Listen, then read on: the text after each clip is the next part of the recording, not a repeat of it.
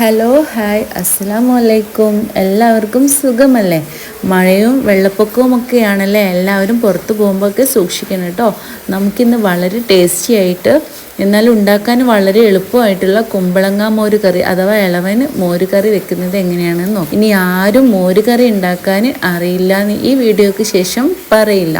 അപ്പോൾ നമുക്ക് എങ്ങനെ ഉണ്ടാക്കുന്നതെന്ന് നോക്കാം. അതിനായിട്ട് നമുക്ക് വേണ്ടത് ഒരു കഷ്ണം ഇളവൻ അഥവാ കുമ്പളങ്ങ. അത് എരിവിനനുസരിച്ച് പച്ചമുളക് ഇടയാം. പിന്നെ മഞ്ഞൾപ്പൊടിയും ഉപ്പും ആവശ്യത്തിന് വെള്ളവും ചേർത്ത് വേവിച്ചെടുക്കാം. അപ്പോഴേക്ക് നമുക്ക് ഒരു മുറി തേങ്ങയും അതിലേക്ക് 4-5 വെളുത്തുള്ളി, ചെറിയുള്ളി, അല്പം നല്ല ജീരകം ചേർത്ത് ഒന്ന് മിക്സിയിൽ നന്നായിട്ട് അടിച്ചെടുക്കാം.